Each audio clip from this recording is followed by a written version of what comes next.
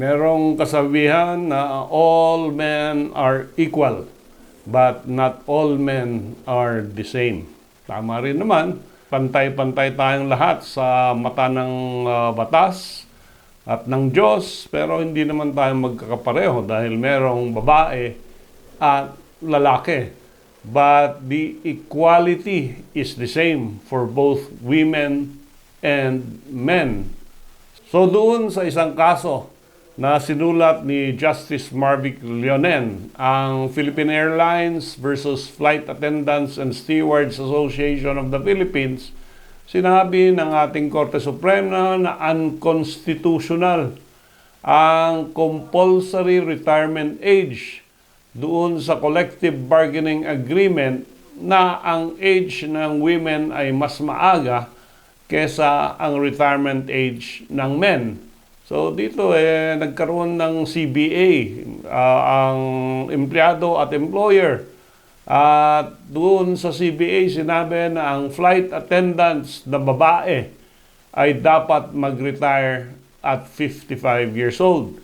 Habang ang flight attendants or steward na lalaki ay makakapag-retire pag sila ay 60 years old. So there is a difference of at least 5 years. No? At ito ay kunestyon ng ating mga kababaihan at sabi nila discriminatory against women yan. And this is contrary to laws, international convention, and public policy.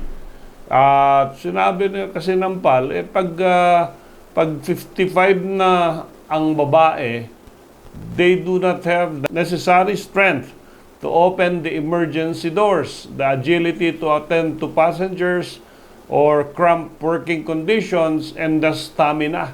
So mahina na daw ang mabababae at the age of 55, lalo na sa mga mahabang flight schedule.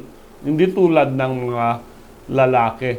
Sabi ng ating korte, yung right ng mga kababaihan ay equality treatment under the Constitution, Labor Code, Magna Carta of Women, and the Convention on the Elimination of All Forms of Discrimination against Women. Sabi ng Supreme Court, discriminatory nga yung pagpataw ng age requirement kasi yung mga babae na magre-retire at the age of 55 are not young enough to seek for a new job but not old enough to be considered retired. Diba? Hindi ka na makakatrabaho kasi hindi ka na bata, pero ikaw naman ay masyadong bata para mag-retire. So in this case, nireiterate ulit ng ating korte na lahat tayo ay dapat pantay-pantay regardless of sex.